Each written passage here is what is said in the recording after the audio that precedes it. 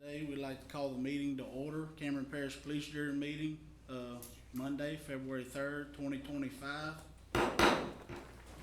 Stand for the pledge and the prayer. Pledge led by Mr. Portalong, prayer by Bishop Mark Daigle.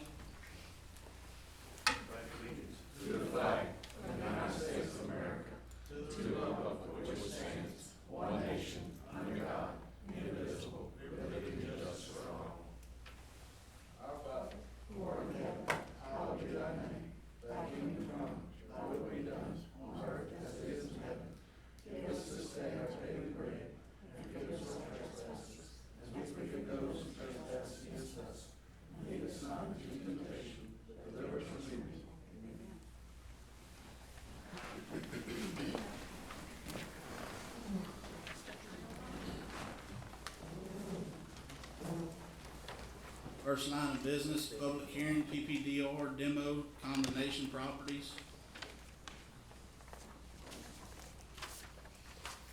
A, 112 Ellender Lane, Hackberry, Louisiana. B, 123 Willie Granger Road, Grand Lake, Louisiana. C, 141 Bourne Lane, Grand Lake, Louisiana. D, 1926 Parish Line Road, Grand Lake, Louisiana. E, 109T John Road, Grand Lake, Louisiana. F, 116 Little Pasture Road, Big Lake, Louisiana. Ms. Robin, do you have any information on this for us? No. Nobody sent anything in and nobody showed up for, the public hearing this morning. Okay. Nobody present, public hearing. We'll move to the next line item, discussion about increase in permit fees. Robin Rouse.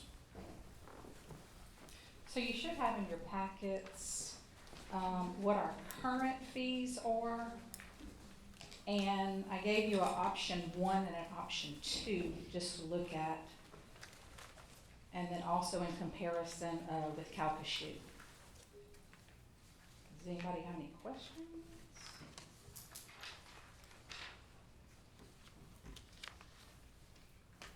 When's the last time that they increased it, actually? In 2017, 2017? yes, sir. And most of these fees, that's the offset cost, or where do the fees go? It is, some of it is to offset the cost. You'll notice that, we're not increasing them, a lot. I think the only, and like our reinspection fees are going up, would go up to $25. And if you don't want to change them, we can just leave them as is.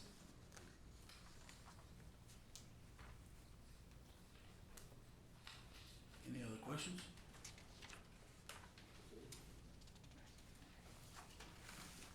Ms. Robin, on behalf of the jury, thank y'all for y'all's time invested in this. Okay. Appreciate it. All right. Thank you, ma'am.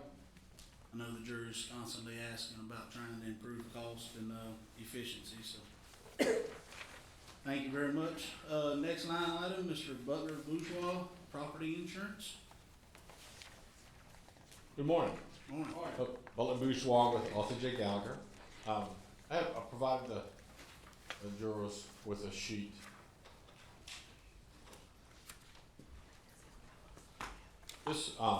This is a schematic of the property insurance renewal.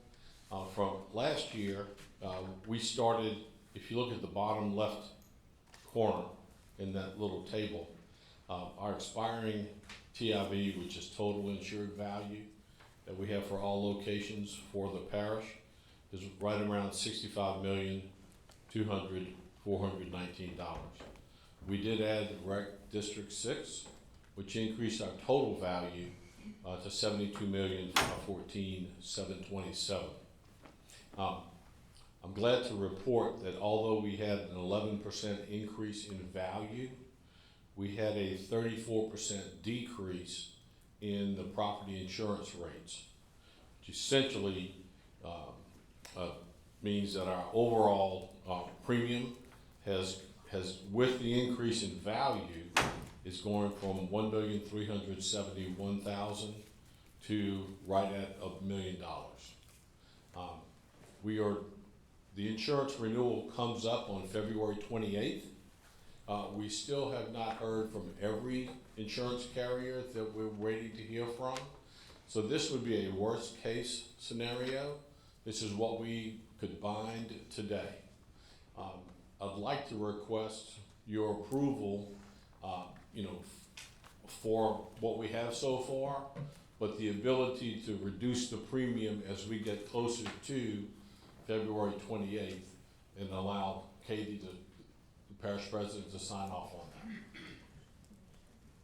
That's on the agenda, not on Sounds good. Any questions, Drew? Mr. Thunder? Nope. Thank you, appreciate your time. All right, sir. thank you. Next item's gonna be our green card. We have one, Mr. Francis Giz Gilbo. Subject is ordinance covering RV park trash pickup.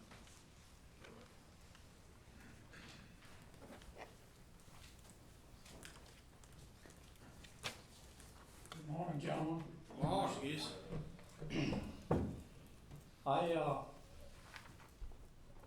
I'm here on behalf of my RV park.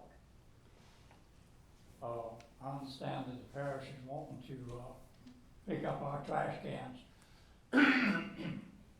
Because we're an RV park and we're not paying any taxes on it, so the jury is wanting to pick those cans up and we're gonna have to furnish our own trash pickup. What I'd like to do is get the latest draft on the RV pickup. See where we stand. Could somebody with the jury explain to us exactly where that's at? So, as it currently stands, you guys passed a resolution saying that you were gonna allow commercial RV parks to participate in residential pickup, but at 100% cost to the RV park owner. So we are drafting an application that we're gonna send out with a letter to all of the RV park owners that state what the new policy is and how much it's gonna cost per permitted spot per year. And they're gonna be allowed to come once a year, pay in advance for participation. What it's gonna cost it to the RV park owner is per permitted spot, it's gonna end up being between $18 and $20 a month. We're gonna have to lease the can to them at a certain cost. That's something we're gonna bring to you guys next month. But for the most part, it costs the jury about $18 per can per month. So we're passing that through to the commercial property owners. Why are just the RV parks being, picked out or being, singled out?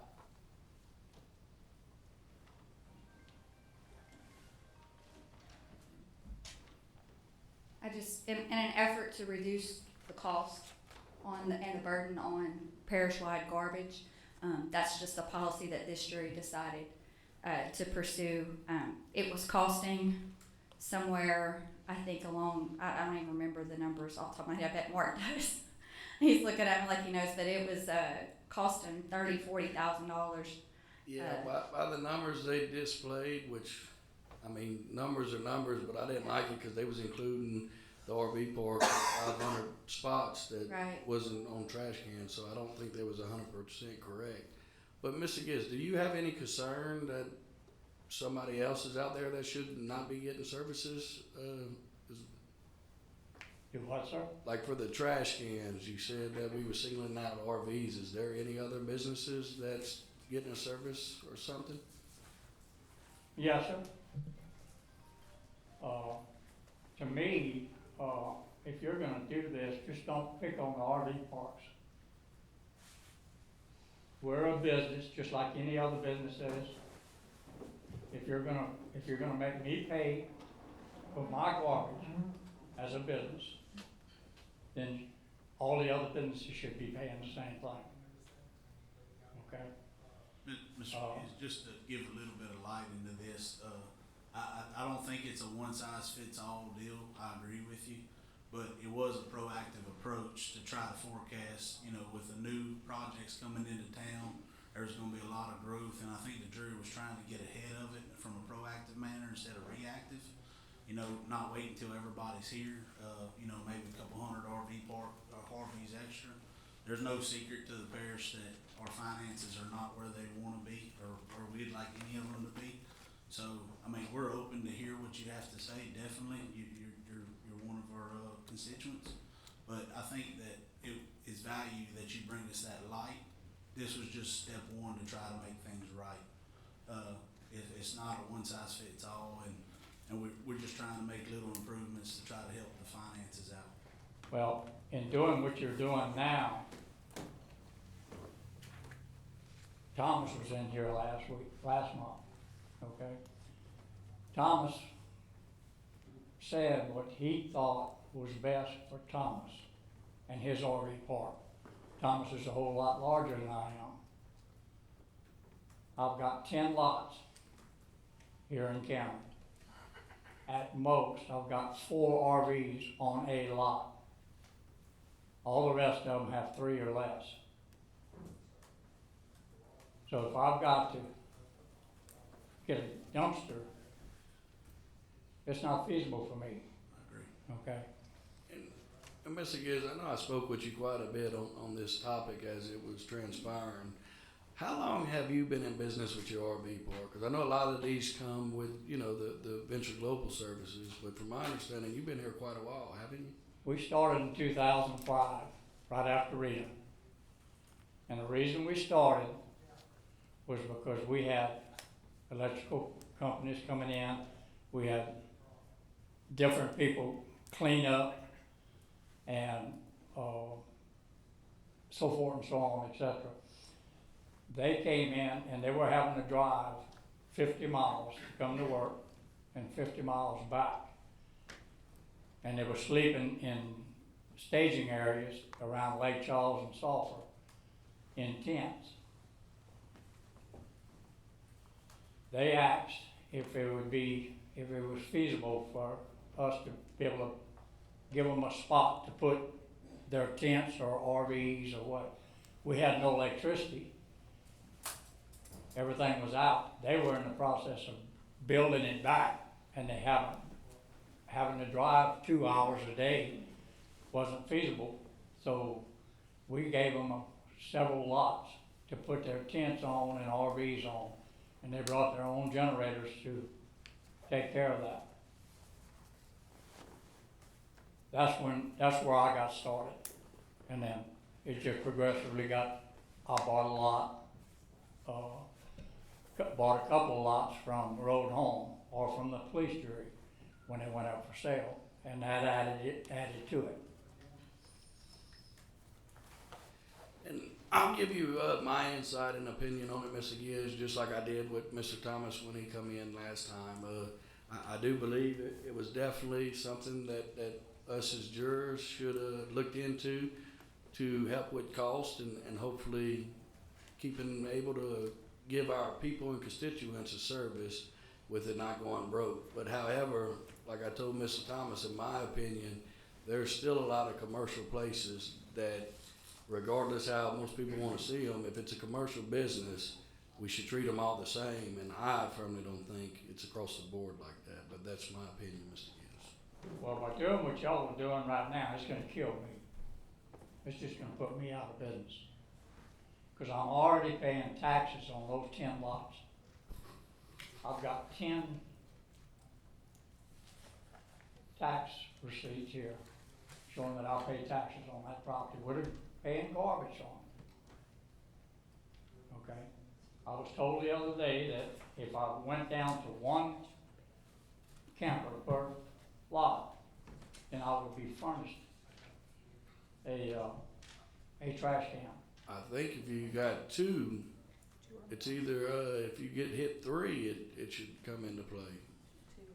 Or at 2 it starts. 2. I was under the impression that 2's okay, 3 is not. No, 2. Well, So any more than 1 then. if you have more than 1, you're considered an RV park. Okay? Right now, currently, the police jury has 3 different RV permit checklists. One is for just one RV. The second is for an RV park permit checklist. The other one, I'm just finding out that it's there. It's an RV park checklist for the Western Division. Can you shed any light on that? No, don't understand why it's different. I don't either. I think I can, you can correct me if I'm wrong, but I think one of the Hackberry jurors, am I right? Okay. One of the Hackberry jurors actually put some extra stipulations on my district, and, those are still remain. It's actually some location stipulations. Isn't Cameron Parish just one parish? It is, but you can specify per district if you. Well, I understand that, but that's the problem with Cameron right now, Cameron Parish. There's too many favoritisms going on, okay? I want this for my unit, my part of the parish, and I want this for my part, so forth and so on. Well, you got 7 different locations with 7 different, it doesn't make any sense. It should be one for the entire parish, as far as I'm concerned. Now, y'all can correct me if I'm wrong, but I've got a few questions that I need to ask. If I have more than one RV on a parcel piece of property, that RV, is it considered an RV park, and will I have to forfeit my garbage can and not be allowed garbage? If it's one spot, you're If going to. it's 2 or more RVs on Yeah. one spot. Yes, sir, you'll have to either forfeit it or you'll pay an annual fee. And so in your instance, it's $960 annual bill per one of your parks if there's 4 RV spots. All right, my other question. So well, it's before not we, really a before we question. proceed, I got one more thing to add to Cutter. If a person is a resident, that does change the ballgame. There is paperwork to fill out, and that person is entitled to trash can. Because in my district, we have people living in them as their home. And that's one thing that I made clear, is if we went forward on this, we cannot be punishing people who are living in them. So I don't know the situation you have, but that is one deviation of where we. Well, I understand that, because I live in one here. I've got a camper here in Cameron that I've got on a lot. So That if, is my personal camper. Okay, I can understand that part of it. A lot of these trash cans after the hurricane, the last 2 hurricanes, ended up out in the marshes. Paris didn't have any because they lost theirs too. They went out in the marsh. A lot of us went out there and picked up those trash cans. Granted, they did belong to the Cameron Parish Police Unit. Being that I retrieved them out there, are they still mine, or they still belong to the police jury? They still belong to the police jury. Thank you. There's no way for us to Okay. confirm whether or That's what I not. need to find out. Sorry. All right, if I have someone renting an RV from me, and it's their permanent residence, they can file for homestead and also have trash containers picked up on a weekly basis. that's correct. That's correct. All right, if one RV on a parcel piece of property, I will be allowed to have a trash can, waste management will pick it up. If I have, right, let's see, where am I at? It'd be better if I put my glasses on, like.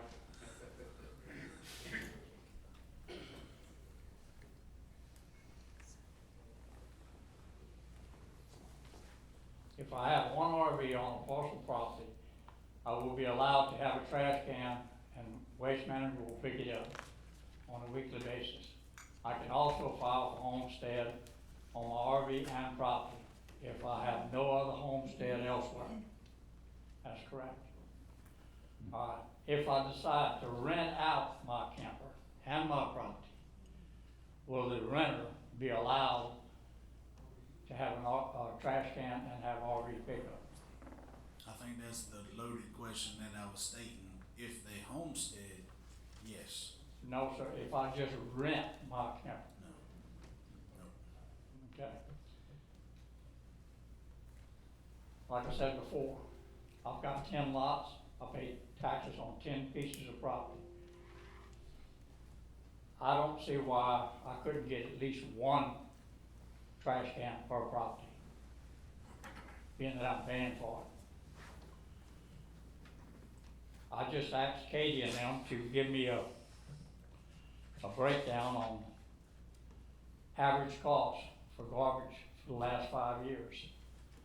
It's, the last 5 years, it was budgeted out and it never went over budget. It cost $3,188,203. That averaged out garbage pickup.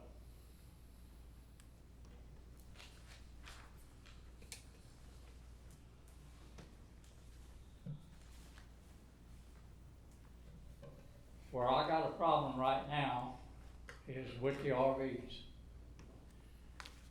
Because I've got 2 RVs on my property, I'm considered an RV park. I cannot rent my RV, you just said that. Well, you can rent it, but not trash pickup. You can rent it. So if I have 5 RVs out there, I caught, about 5 years ago, I decided I was gonna purchase some RVs. I was at an auction in Lake Charles and had a bunch of RVs.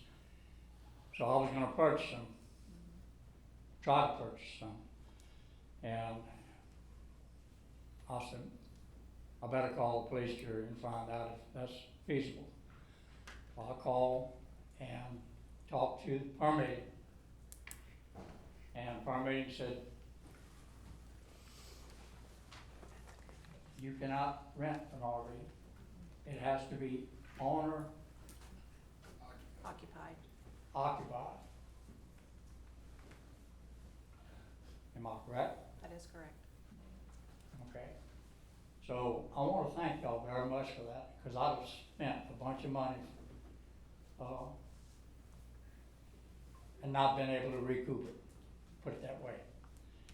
The problem I'm having right now is everyone in here that came here this morning, besides yourself maybe, has passed by an RV for rent sign.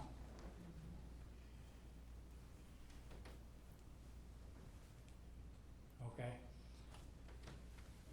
Some of them have, a couple of those RV spots have anywhere from 3 to 10 RVs on that property that they're renting out.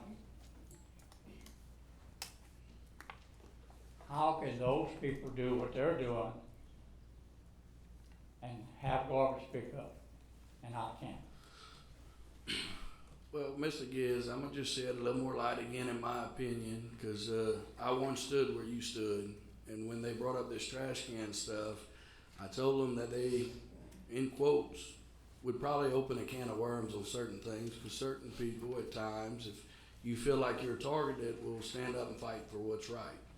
I know I would, I did. So I'm gonna just go ahead and reassure you how I see the light on this thing. I pass the signs, I see them. I honestly think our permitting department knows about it. I don't like that I was told, when I said it's gonna cause a big ruckus, I was told by fellow jurors that don't matter, I ain't got RV parks in my area. You got trailer house parks there. To me, that's a business. They said they live there. I think this is a business. If they live there, the person should have the same stipulations to have to fill out as an RV on park would have to do if they was residents.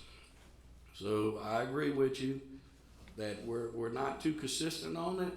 I hear you, and I hate that we're at an impasse on these trash cans, because I can't firmly sit here and be all right thinking we're doing the right thing on this matter. So I don't know if there's something we could do and look into it a little further to trim a little more fat off of this thing if we're gonna continue to go forward with it.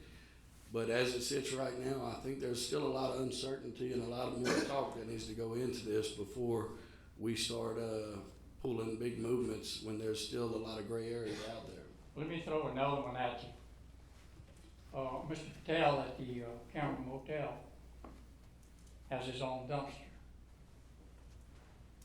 because he's a business.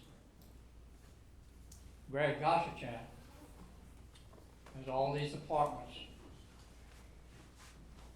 that he built or had built through the help of the police jury, and now he's renting them. And he's gonna have trash cans right across the street from where I've got RV parks. And I can't have trash cans. Is he gonna be allowed a trash can, or y'all gonna pick his trash can up? Good question. As it Yep. stands right now, you don't have any planning and zoning in Cameron Parish, so all of your homes are just considered residential homes. Yeah, but. Now, you Owner can- occupancy goes to RVs, it should go to the homes too. You just can't rent a home and expect to get trash pickup. You would have to adopt some sort of resolution or policy that's gonna help the parish identify what is considered commercial for profit and what is considered residential. Right now, the way that we determine that is for the RV parks is the 2 or more. If you have more than one RV permitted in your property, then you're considered a for-profit. And that was the intent of the jury, was to try and make sure that your for-profit businesses, RV park owners, they were paying per RV spot, because right now, everybody is assessed almost, a flat fee as it's considered residential for the garbage pickup. And so that was the way you were able to carve out the for-profit business owners. I mean, you can do that for rental homes, but you have to make sure you pass a resolution, and we would have to go have something pretty standard that we could go and verify against the assessor's office that show what's considered residential and what would be considered a commercial property. Well, And right now, we just don't have that zoning in Cameron Parish. Well, I think we piggyback off of Lake Charles, because I think I asked that very same question Mr. Gibbs just asked about the very same person. And you said in Lake Charles, their state, that if you're renting houses 2 or more. I think it's 4 or more in Lake So Charles. I think it does have a stipulation that we're following, but It- my thing is, just say down all the way in East Creole, because I kind of been paying attention, because like I said from the get-go, I really don't agree with it, because I think if we're gonna do it, you should be consistent, and it applies to everybody. And that They- 4 or more was really talking about a condo or a duplex, not, there's no way for us to go and say, okay, well, there's this one person, and he owns 12 houses around the parish, so that's who we're gonna Ms. target. Robin, what does this permit say for them houses? Are they his personally? Is he homestead at each one of them? No. I mean, I think the permit points it out, just like a camp's a camp. I So know you down- could, that would be something you could focus on. You could say you only get a trash can if you homestead, but, I mean, that, If we're gonna save money and do the right Second. thing, it would only be fair, in my opinion, cause look at the catfish locks. I pass by where they leave out, to me, that's a business, right? They have a Cameron Parish trash can sitting there. I mean, I'm But- not okay with it if we're pulling the feet out from underneath a lot of people that live here. I get it, unfortunately, Mr. Gibbs, I don't think we're not gonna not go back on the trash can deal, but moving forward, I think we need to be a lot more consistent and narrow it down and not just pick on one person, in my opinion. Because, I mean, that's how it looks. I think on top of it, number one, thank you for coming today, Mr. Giz. It's people like you that help make a change. At the end of the day, it's like I said earlier, this is a proactive approach, not reactive. We wouldn't wait until we got multiple RVs here. But due to your presence today, this subject will not stop. We certainly will keep looking into this. And we knew it wasn't a one-size-fits-all. We knew that we was gonna continue to have to make headway and get better, but if you don't start somewhere, you'll never end up where you need to be. So, I fully understand where you're coming from. but I will say, and I apologize for stating, I wasn't trying to be inaccurate by saying you could rent campers. I understood it as you was talking about renting your spot. I apologize for that confusion. Let me just clarify, on the RV parks, so when people come in, they're stating that it's, like if they're gonna do 2 or more, It's rental, so we don't get copies of like license plates or anything like that.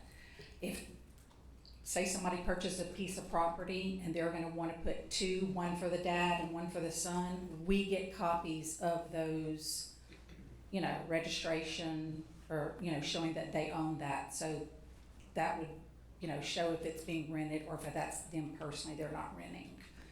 Also about the rental, you know, seeing the rental signs that you're saying, I have not received a complaint to issue a violation on that. And that's one thing I wanna bring to light. We're talking about Calcasieu Parish.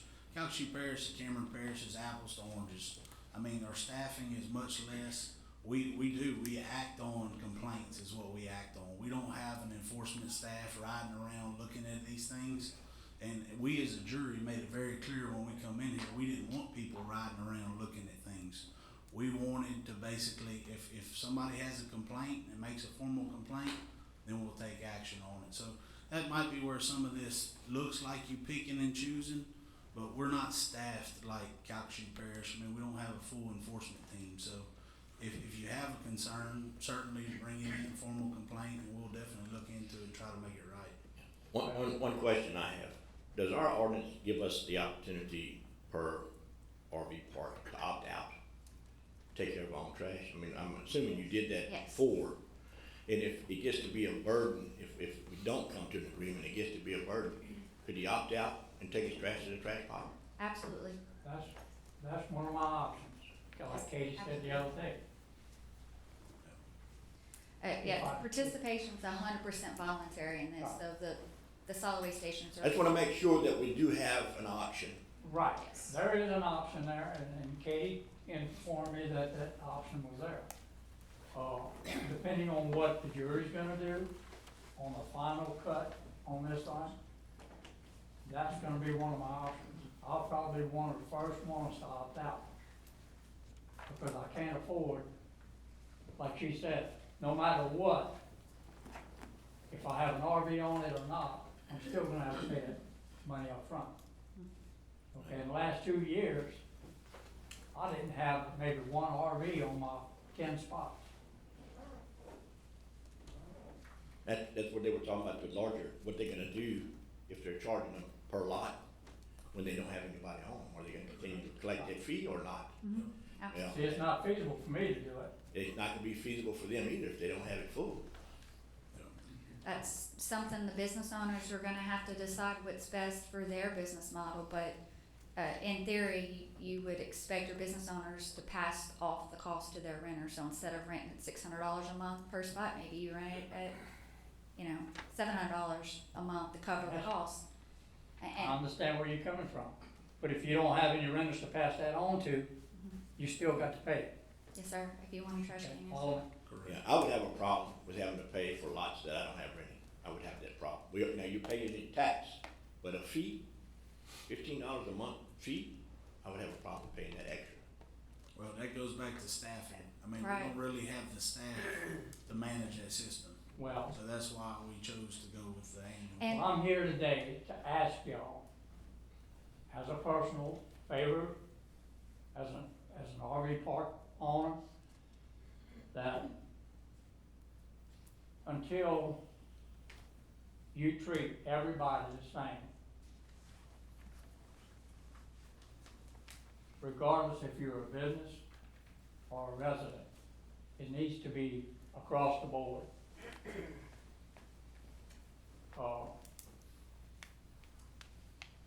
Treat everybody the same in Cameron Parish. Don't be picking and choosing. Cause some people can afford it. I wish I had Thomas McDaniel's pockets. I don't. And he's a personal friend of mine. And I'll probably call him here in a few minutes and get my butt chewed. But that's neither here or there. That's between me and Thomas. Like I say, we're friends. We're gonna stay that way, I hope. I thank you for your time. Mr. Gibbs, I wanna thank you, and also I wanna bring a little light to you. What we're anticipating is RV parks to the number of 200 spots. And you talk about fair, the trash generated on 200 spots, we got some business owners currently that got grocery stores that foot their own bill on their garbage. So once again, I just wanna make it very clear, we are trying to take a proactive approach, and I hate that this really affects you and your 10 spots. But what we was trying to do was stop a tidal wave that would just crumble our boat. I don't see that tidal wave you're talking about. Well, I mean, they talking like, several LNG expansions. I understand That that. could be- There's a trailer park out here, camper park out here at the end, at the Y. Got 500 spots.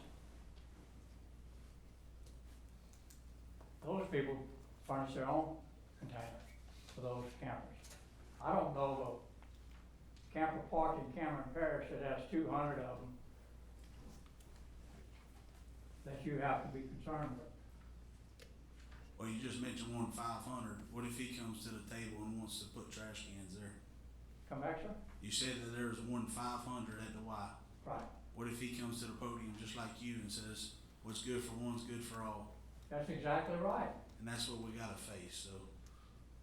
But we're gonna do what we can to try to make it right, you know, for the best of the ability, but just wanted to bring the understanding that as it sits today and the way we took this in, it's not fair today, you know. Appreciate y'all's time. Thank you, Mr. Gill. Thank you, Mr. Giz. Okay, we take a moment to review the voting agenda.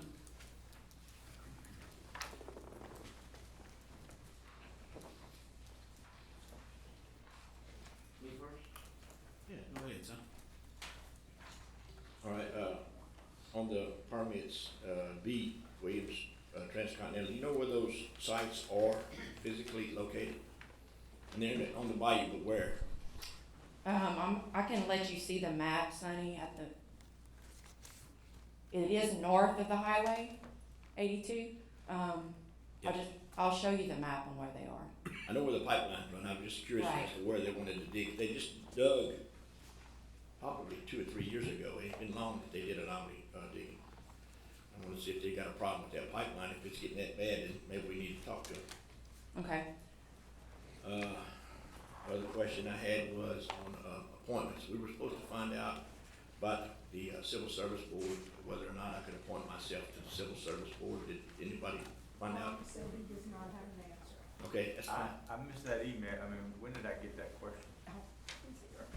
I know, was it an email to me? I'm sorry. I don't, I'd asked the staff to check and take care of it. Maybe we missed that message. No, we asked about it in the last police jury meeting. Yeah, Then I missed it, I'm sorry, then we'll investigate. okay. I didn't know that was a question for me, but we'll have an answer. Mr. Sonny, I would like to address the jury on permits, A. I need that permit, removed from the agenda. We just got an email from the Gravity Drainage Board Secretary that this permit was inadvertently put on Gravity 4 as the applicant, and it should have been on the individual. So we're gonna remove it, and once that, correction is made, I'll bring it back to probably you'll see it on the March agenda. Okay.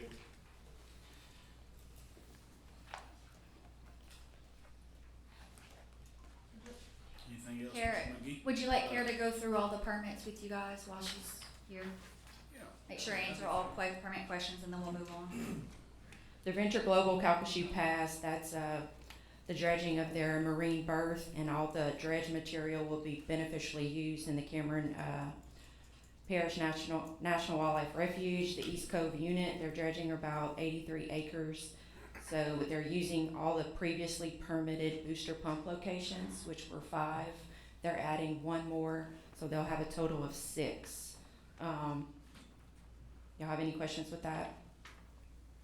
No, ma'am. Okay.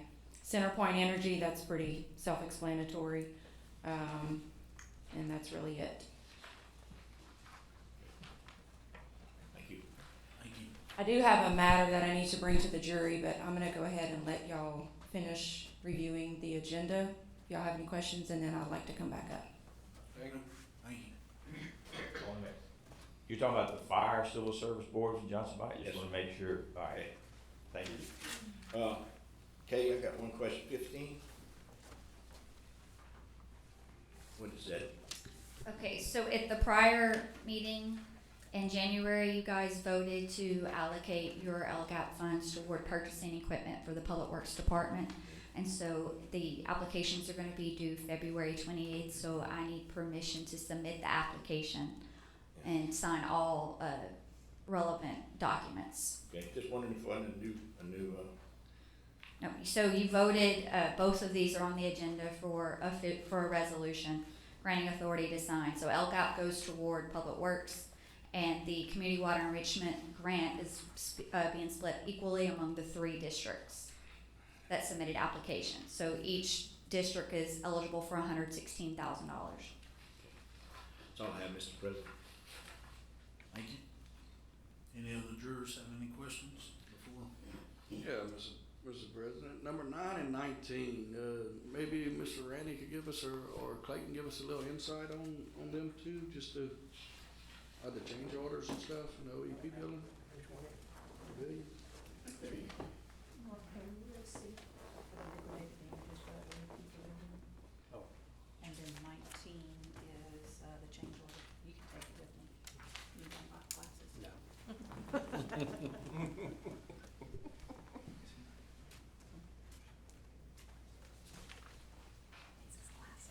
Which one you wanna talk about? I guess we start with the first one, number 9. I know we supposed to talk about liquidated damages and stuff. Well, I got the contractor here, he wants to talk to y'all too about it, so I'm gonna let him take care of that. But on them change orders, what we got is a credit of 125 for moving the generator out, and, we got a change order for, they had overhead services involved, so we're gonna go all underground. So that came, we got a pretty good run in a lot of utilities across. So we got a $20,000 change order there, and that other $7,000 is for the transformer pad. I had Jeff Davis go ahead and give us a price to it. They would do it, and the contractor was a lot cheaper, so. They all justifiable to me. How much electricity we gonna use there? We need our own transformer. Well, it's just the run, son, it's too far to run to drop a pole. So Okay, they- so they brought one. And then that They transformer, brought one and put it close by. Yeah. But we had to pay for that? yeah. That shouldn't have been in the contract. I'm afraid to say, I agree with you, I mean, that's Jeff Davis rules. But that transformer also, when we do build we're supposed to build a fire station right next to it, and it's gonna better accommodate that fire. Okay, that makes sense. Randy, is that pretty much a standard to try to go in the ground with power moving forward? Well, the reason we trying to do all underground service, because Yeah, if we lose I- overhead service in a disaster, Correct. yeah. But I guess my question is, just to prevent this moving forward, is there some kind of template or list that we can provide to contractors moving forward of our expectations in design phase to prevent this kind of stuff from happening? I mean, cause Well, it was on my understanding, they were supposed to design it underground, I mean, but it got past us, so. Yeah, I was just thinking about some kind of document maybe we can create with those kind of, And Katie agrees with me, I mean, we well specified it underground service to all our buildings, but this one got passed. Okay, thank you. And you said the contractor's gonna Yeah. speak on that? Lou, you wanna go up?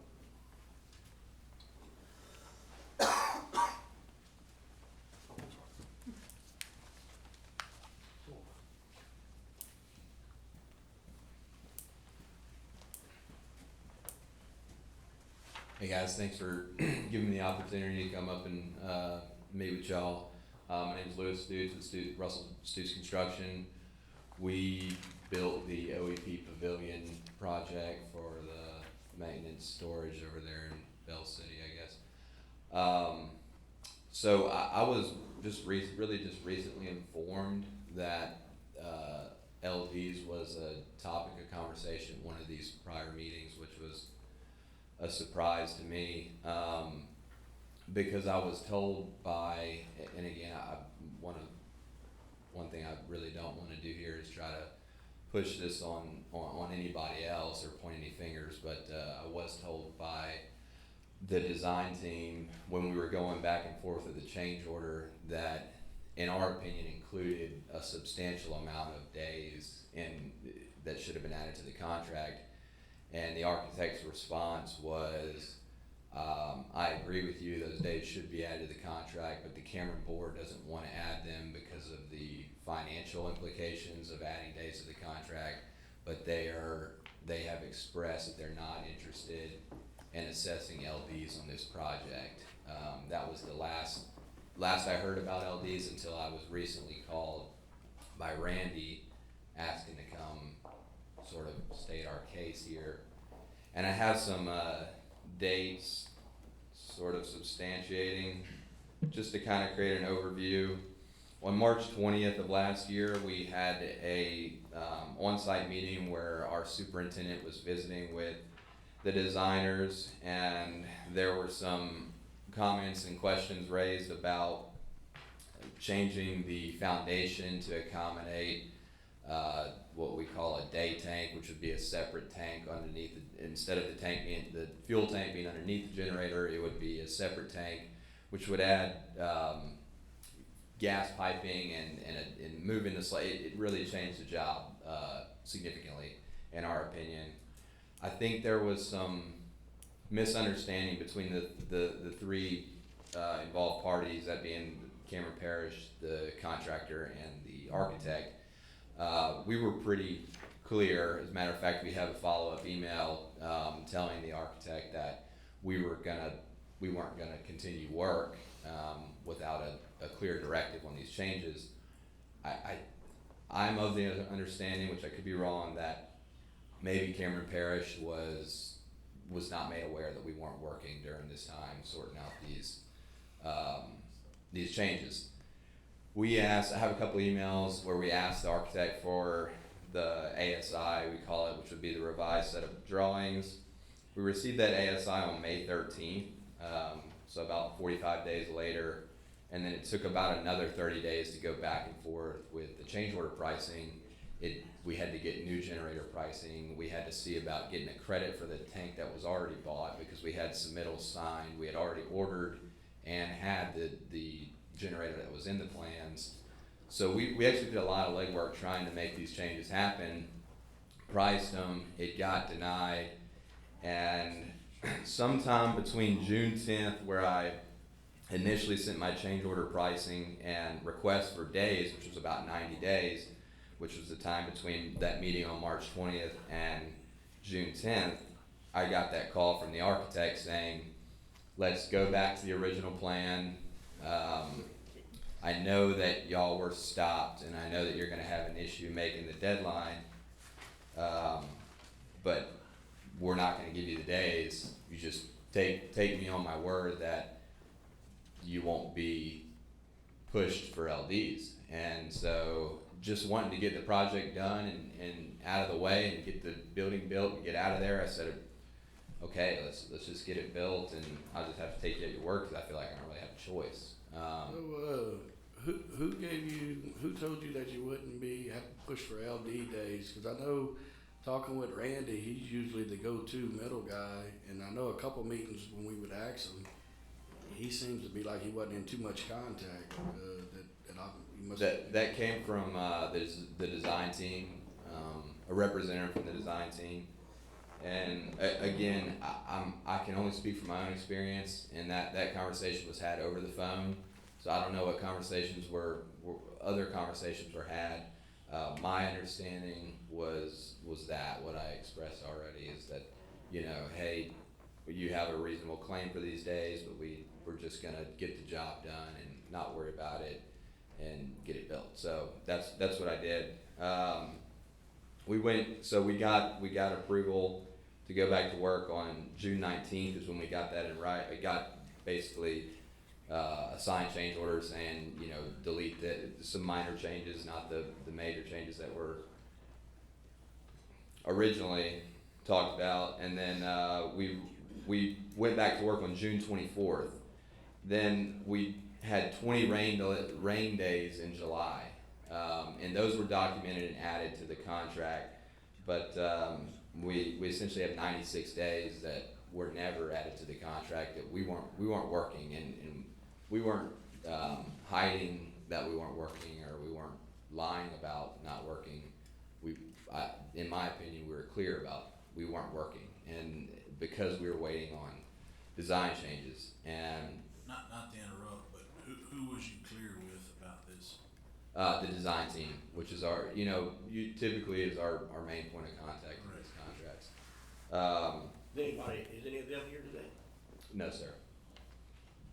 Because I know for the jury, like I said, our go-to's Randy, and in a previous meeting, I believe Mr. Danny said he was in contact with you about it, so. Randy did call me. He's the reason I'm here today. So Yeah, on the LD stuff, but I'm talking about in the project phase, because, if Randy tells us that, hey, these guys ain't working, they're late, usually he's in contact, and when we'd ask him, he was like, I don't know why they're not working. So I had a conversation with Randy when we originally sent the change order and asked for 90 days, and Randy, he alluded to me that he wasn't under the impression that we were blocked from work, which was, again, it was a surprise to me because, I have an email that I sent to the design team on April 12th asking, hey, where's this ASI? We're gonna return to work once we receive that. And no one called me after that and said, hey, can y'all go back to work and work on this or that? So I was honestly under the impression that everyone knows we're not working, we're waiting to clear this up, and we're gonna go back to work once that's done. Yeah, because I noticed the billing was delivered pretty early on, and it sat there for quite some time. Yeah, we couldn't work on the slab, like I said, it was 96 days, we were hashing out the details of this change order, and then 20 days in July were rain. So that basically the whole month of July, we went, And I remember one meeting we extended it by 30 days for rain. Who was in discussion that brought that up? For some rain days, it was like. I submitted July, I submitted the rain days of July. I wasn't, involved, or I didn't come present that to y'all. That probably would have been the architect. I submitted the rain graphs and charts and everything to the architect, and she must have brought that to y'all. So Kate is the design team point of contact you're talking about? Yes, ma'am. Well, there was Kate, and there was also Destiny, I think, was maybe a junior architect or something on the project. I also want to state that we have a really good relationship with that design team. I am a little frustrated. Not frustrated. I'm surprised that I'm here today because it was surprising to me because of the conversations that we had prior to this. I thought, like I said, we were clear about why we weren't working during those times. But here we are. The only reason I'm saying this now is we have a good relationship with them. I didn't come here to say this is all their fault. We didn't do anything wrong. That I just wanted to sort of. Well, I think the biggest thing is like we state on everything. It's funds is a rough patch with us as the Cameron Parish Police Jury, and if talking with our department, it sounds like they was kind of left out, and he was maybe discussing with other people. So when it comes to a point to where we may or may not be put in a predicament, because the last thing we want to do, in my opinion, is charge people that's coming way down here to work for the parish. But at the same time, if we're having a fault in our staff or something that's not relaying the messages correctly, we kind of need to address that to where, we won't have, say, future contractors in the future come in and having to bait this, you know what I mean? Yeah, and just to be clear, are you saying that the A&E firm did not relay the information to you about the final change order, us denying the extra days and? No, she was clear that they were not going to be adding the days. Okay, so you knew what the substantial I did, but I was also completion date? pretty clear with her that we weren't gonna hit it because we had 96 days where we weren't working. That's when she told me they're not interested in assessing LDs, they just don't wanna pay for the contractor's general conditions they're generally financial implications to extending the contract, that being, our overhead on that contract, which in my opinion, it could have just added the days and not any money, but at that point, we wanted to go back to work. We've been sitting on off the job for 96 days, and she said, this is what we're gonna do, and I said, okay, well, let's get after it. I don't think that the job will finish on time, but she was telling me Cameron Parish is not interested in assessing LDs, let's just get the job done. So that's what I did. So Mr. Well, I'm sorry, Katie, go ahead. Yeah, I don't, Just say why. what else is left to do on it, cause It's completed. it's 100% completed? Yeah, 99%. I'd like to address more of who dropped the ball, where we even at this predicament, you know? Katie's asking. I'm sorry, go ahead. Did you go walk through the OEP pavilion? Is it finished? It's last doors, week. everyth's done? Yeah, He's got the doors on, I didn't walk through it, to be honest with you, but I seen the doors are up and they found the heaters in, so. So it's 100%? Well, I ain't saying it's 100%, we got to start up on the generator, we got a Okay. few, when does it start up, Louis, 14th or 13th? the 14th they're gonna start, but the building is, I mean, everything's in, ready to use. The only thing Yeah. is just the We- owner we walk through and actually commission. Move in the now, I generator. mean, that was a whole lot, sort of chemical. Okay. I guess the part that puzzles me is that why would we not, from what position would we not go after the LDs? I mean, it's a policy and a procedure, I'm wondering what would be different to this than any, I know if somebody told me that and I was a contractor, I'd say you better put something in writing, cause, I mean, when you talk about policy and procedures, those are in writing. Well, okay, well, we also were, I mean, we had a strong argument to get the 96 days added to the contract. I felt the argument was very strong, but we do contracts all the time where, I say we do contracts all the time, we hear about and we know that it's commonplace that contracts overrun and LDs aren't assessed. I mean, they go back and they look, like this, they say, what happened? And we say, well, this happened, or, you know, and they just add it retroactively. I think it's a commonplace. This is my first time being in this situation. So I can't say that from my experience, but I know that it happens, and I thought, well, maybe this is one of those times, and I felt that our argument for the 96 days was very strong, but with, I mean, I thought I was really doing like the right thing and doing by y'all, just not, I didn't want to have to come up here and say, y'all are wrong and somebody did something to me and I need these days or I'm not going back to work. I mean, that'd be a whole nother 30, 60 days that we weren't gonna build this building. But I wanna make one thing clear, Randy come up here and defended you for the extension, he said that the weather was there, I mean, it's not a witch hunt is what I'm getting at, he was defending that. But what we wanna make sure is that somewhere, somehow, we got a communication area here and we wanna find it, so that's what we're after. I mean, we wanna find out where somebody communicated to somebody, and it's not on black and white, I guess. Unless you can correct me if something's on black and white. I think this situation is somewhere in the gray area.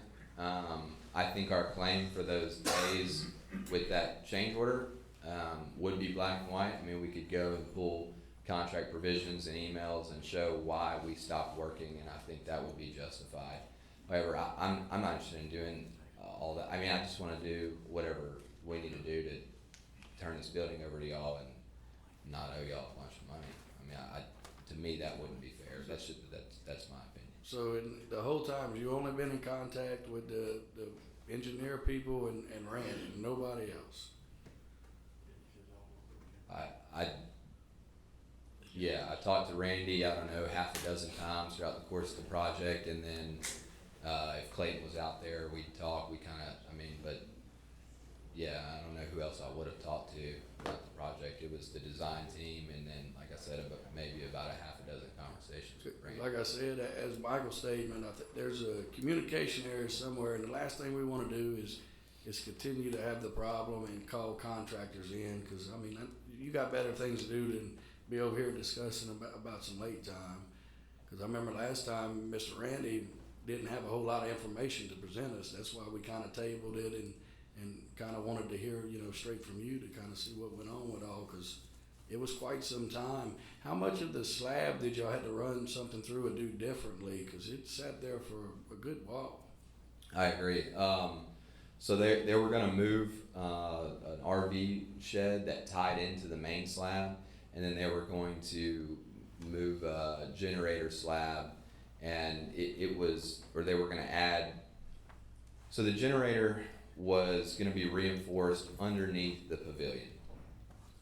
We had to add a generator slab because that generator can't stand under the pavilion, and we didn't know if they were gonna do that or not, so we couldn't form and pour that pavilion slab because we didn't know if we needed to put reinforcement for a generator or not, if that makes sense. And there was also some dowing and work that was gonna change the structural slab for the main building for the RV pad tie-in. I guess two questions and I'll be done with this. First question, moving forward, what can we do as a jury or our staff to prevent this from happening again, communication wise? Second is, how do we go back to the people we represent and say we're not gonna hold you accountable to a policy and procedure? What do we have to defend you to say we're not gonna go after these LD days? So the answer to the first question, I wish I had a better answer, but I'll tell you that I think, and I'm hesitant to say this because I maintain a lot of respect for this design firm. We've done other projects with them, and I don't want to paint a bad picture at all. But if you're asking me where, in my opinion, the miscommunication came from, and this is common in these contracts. I mean, it's very normal. We're often encouraged to maintain communication with the client through the design team. We're sort of discouraged from direct communication with the client often. That's not every contract, but I felt like in this case, we were very much encouraged to have all communication through the design team. And I think that they were trying to do right by both parties and maybe weren't saying it the way I would have said it, because I think I would have been very clear and frank that we feel like we're owed these days, we're not gonna hit the date, what do y'all wanna do about it? And that was my stance to the designer too, and she said, well, this is how we're gonna solve it. And I thought, well, if I go fight it with y'all, it's gonna be another 90 days that we're gonna fight this and y'all have a building. So I'm not trying to throw anybody on the bus, but I don't think that Randy did anything, maybe just being clear with the contractor in the pre-construction that, that they should be copied in emails regarding change orders. I don't know. What was your start date that you had to go ahead to start on it? Not once y'all found out there was a hiccup. What was the initial start date per the contract? Was you supposed to go to work, so to speak? Would you happen to have that? I think so.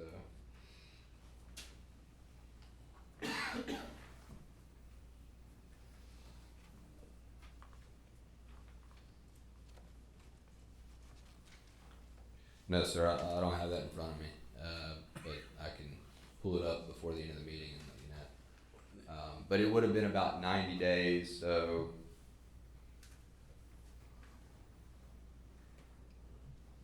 110 days before October 22nd.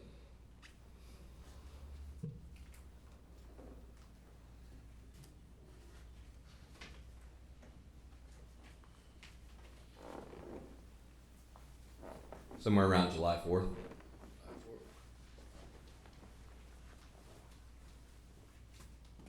I know Mark got you in the middle, but there's still one more piece I want to hear. Yes, sir. So my answer to the second question would be that I feel that we had a valid claim to add another 96 days to the contract. And I think that creates some gray area where if the LDs were enforced, I would feel compelled to fight back on that. Okay. I think before I can make a decision, I want to hear from the design team, but thank you for your time, Mr. Stoops. Yes, sir. I don't know if anybody else got any questions. I'd like to hear a little more from Randy from the last meeting to see exactly what took place after hearing all of this.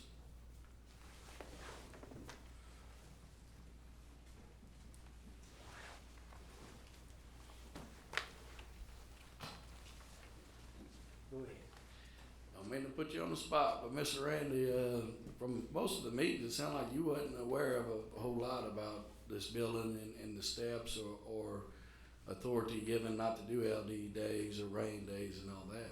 Because I think on numerous times we discussed this along the build, you know, you coming to give us an update on the building. Yeah, I mean, whenever them 90 days did come up for that change order, that was about, what, I forgot how long, but I did offer the design team to come up here to explain it, because I couldn't explain it, you know, and, they didn't show up, so.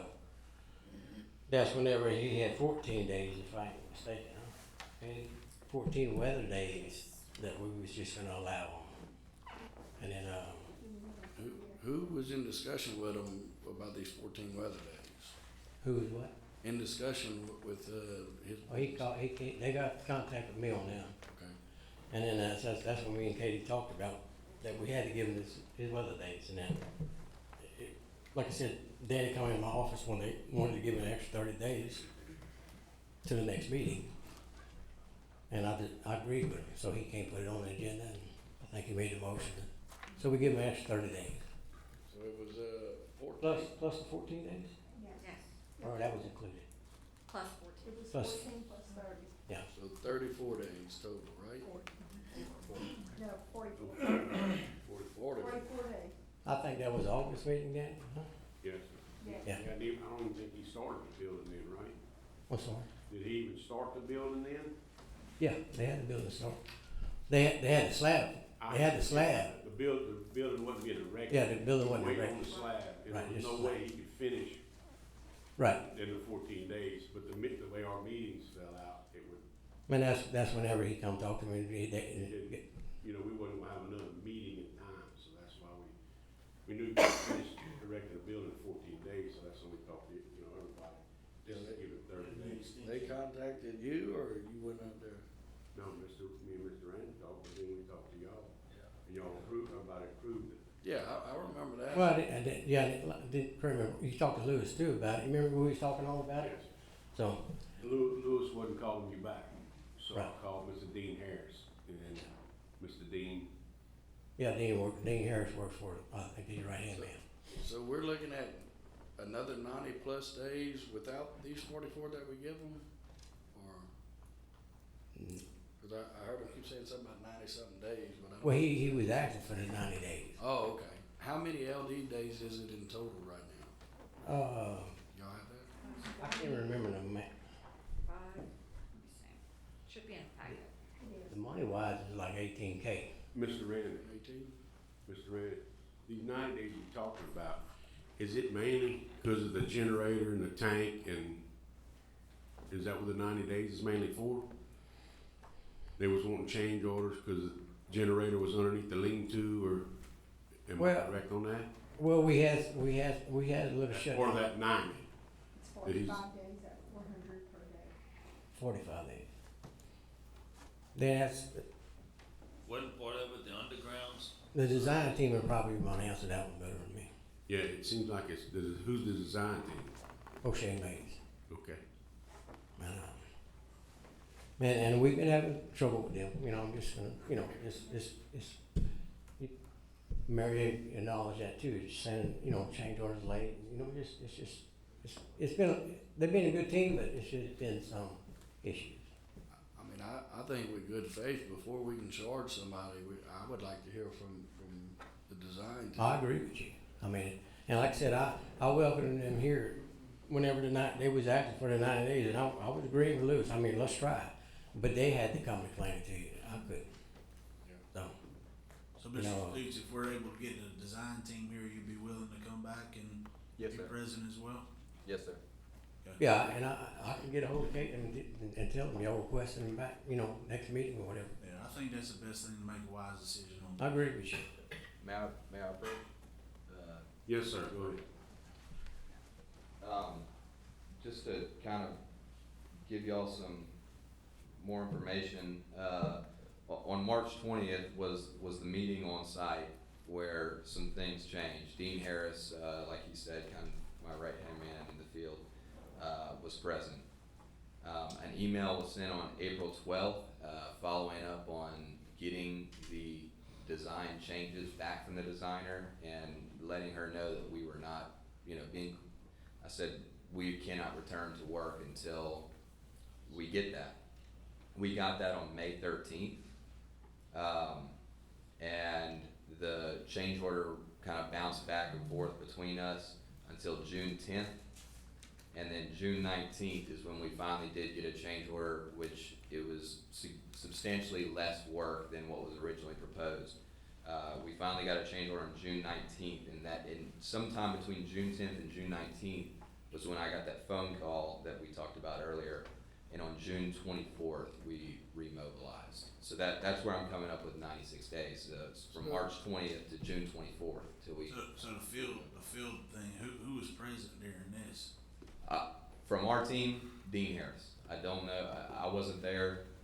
Now the designer was there because Was you there for that field visit? I've been there several, I don't remember, to be honest. Okay. Is that, y'all talking about when they shut the job down? Yes. There was a bunch of people, there was probably 8 people there. From us, like who represented the jury? We're the ones that stopped it because of the extra campers on the side, and then the generator that was underneath the awning, we're worried was gonna put out carbon monoxide because it's adjoining the closed part of the building. And that was on March 20th. When was, until you got the new change order, because from my understanding, you win a bid, you get a start date. It sounded like y'all went to go start or whatever, and on March 20th, they decided to change something. And then you gave a date of July 4th that you started. July 24th is when we remobilized. Yeah, when was the initial, you won the bid, I gotta go to work without the change orders?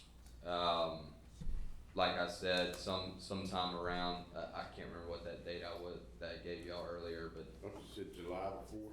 I think I'll look and see what the contract date was. Yeah, we should be able to find that in the contract. I wanna say it was August. That should have been Signed contract. 2023. 24. I thought it was on October 23. The contract. Unless the effective date jury's was August. opposed to this, I'd say let's table this discussion and we'll move on to a special meeting possibly and try to discuss this with all parties present. Understood. Thank you. Thank you, Mr. Stoops. Yes, sir. Thank you, Mr. Stone. Yeah. We close, Carol wants to speak again. Okay. Thank you. Okay, Karen?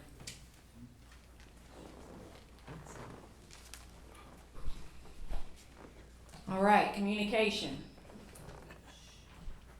I've been communicating with, I know you are aware of our parish farm system that the parish constructed, allocated $150,000, and we started this work around March 2023. We have some damages that are along the McCall Dock property. And this was brought to my attention in September 5th. I wasn't at the police jury meeting in September, so we had some parish personnel go on site, which was about the time where we found out there was damages. And so we have pictures of that, and I also went again on September 20th. And recently I went on Friday to inspect the most eastern side of the burn damages. In all of these site inspections, the full linear footage along the McCall Dock property has been damaged. This is parish funds, parish personnel, and this was a very important drainage improvement project. In order to do this, we had to get landowner consent. We did receive all the, I think it's 7, 8 tracts that we had to get landowner consent. In that servitude agreement, it states that the grantor shall repair any damage to the drainage improvements or pay any damages which may be caused to the drainage improvement by grantor or its lessees, invitees, or contractors. Since then, I brought the damages to ANTS, the company that is the leasee of this property. His name is Chris. I emailed him, I think it was around September 5th. When I returned to work, September 3rd was actually the first site inspection. September 5th, I emailed Chris, letting him know that these damages caused by them has to be repaired immediately to the design elevation that it once was constructed. He agreed that and understood clearly, and that he would get these damages. They would start to construct the damages, and I asked him to let me know a couple days in advance because I wanted construction oversight of our parish personnel, Mr. Carl Melvin Nunez, who did the previous work. And so he understood that, and September 18th, I reached out again, another email on this enforcement action, and I received 0 response. So again, the parish always works with landowners, any avenue we can. We give them ample time. Here we are 5 months later, and I am, getting some calls from elected officials of why these berms, why is this berm not being constructed? What is the holdup? Personally, I don't know what the holdup is. I just know communication stopped with me September 18th. So, I did reach out by phone to the land manager, Rocky Kelly, because me and Rocky have a good working relationship, and I thought it was kind of odd that I haven't heard from him. So I did reach out by phone call, and I let him know that I was in communication with the leasee of the property, and he said, well, good. He said they were going to put it back to previous construction, but I'm a little worried because I haven't heard back. So I need a timeline on when y'all are going to construct this berm back. And he, told me that he would get with Chris and send me a timeline. Well, he sent me an email, Rocky did, but he didn't proceed to put a timeline in there. So at this point, I got with legal just to let them know what was going on. And so I felt it was important for me today as the parish, because this is public funds, parish project, very critical project. And I think that I wanted to bring this to the full board so y'all could all know what is going on. So, Kara, I know with this levy, I can't even begin to say how many phone calls I got about this levy and also the drainage on Cameron. And me and Mr. Sonny been dealing with DOTD along with Mr. Shane on Road and Bridge and yourself. Yeah, and they are working on that still. Trying to find this leak in the drainage system. Mm-hmm. And in doing so, I was contacted, I forgot what meeting it was, my phone was blowing up about this levy. Did they ever ask for permission or some kind of No, I have not, no sir. So, I got a question. Mm-hmm. Communication has failed. Humans always fail. Right. But what is the process? If Mike owned that property, levee's in my way, is there a process? We have a perpetual right of way. You cannot alter that berm Ever? at any time. At any time? We have to be able to access, to maintain, to inspect. That's it. So no. They damage it, they have to repair It's it. not possible to permit it, to move it out of the way and put it back. That's not No. an option. Okay. what would be our go-to? And I know it's Mr. Sonny's area, but I've been getting a lot of people breathing down my neck over it. What is our go-to to take action and halt work until this levee's repaired, especially with them not even giving you a deadline or something? Is there anything? Well, I did receive from Rocky December 9th or 8th, something like that, that they would be finishing with the repairs by the end of January. So that's why I'm bringing it to your attention as well, because I feel like, I'm just getting the runaround. From my understanding, you was just recently out there and nothing's been done, correct? No. One thing I'd like to say about that is that if they didn't get a permit from the permit office to do anything to our levee, there should be a penalty clause in there somewhere, and there should be a length of time allowed for response. I think with the district attorney's office and you guys, y'all should get put together, write a letter and say if they don't respond pretty soon, we're gonna enact our penalty phase and move forward with it. Okay. That's our intention. I just wanted to bring it to the board. I don't really need, right at this time, I don't need any formal action. We will have to send a letter to the landowner. Did they ever say any reason why they tore this down? Cause I'm not understanding why they did this, cause I personally went and looked at it. The only response that Rocky said was, they just haven't constructed it back because supposedly the project started off swirly and they are just now starting to generate revenue. Yeah, well, That's really the only thing I like know. a business problem, but as far as the levy, no Yeah. explanation why the levy's gone. No, No reason why they took taxpayer dollars and funds of rock and dirt and pushed it onto their property. no, Not one. nope, just what I told you, that's all I I mean, I would like to and I see Mr. Tom back there, I would like to escalate this pretty quickly if, Sonny gives his blessing, and I know you don't need it, but I would like to see it work faster than later. Already have. That's fine, generally, you're the client, I'm the attorney, so before I make demand on somebody, I wanna make sure that you're okay with that, 'cause I don't wanna send some demand letter out without you knowing, or, you know, something of that nature without you knowing, ahead of time, and then getting some direction from you, so I think we've got that direction. Tom, the only thing that I'd like to mention is this thing's not gonna be repaired at midnight. I want oversight of Cameron Parish Police Jury there when it's being repaired. I do, also per our request, I would provide that they, get a pre and post construction survey to make sure that we know that the elevation is to what the parish has designed I agree. it to be, so that's gonna be in the request as well. Agree. President, I know we're. Thank you, Ms. Mausam. I know we're running over, but I see Mr. Bo Tate's in the audience. I'd like to see him come up and give us an update on the Jeff Davis project. I'd be more than happy to, I think. Yes, sir. How y'all doing today? Doing well. As y'all can probably see, we moved along pretty well. The transmission work is mostly within the Cameron Parish and Creole area. They still have a little bit of work on the Grand Chenier side doing the stringing, but we're moving from Creole to the ship channel is our biggest goal at this time. We're working in all the substations along the coast. It's moving slow. It's foundation work, concrete, with the rain and the snow, and it's just taking some time. But once we get above ground on all the substations, you'll see some progress pretty quickly. Once we're done down here, we're gonna go back north and tie in at the Chalkley substation where the old 138 line came in. That's gonna be your main power source coming down.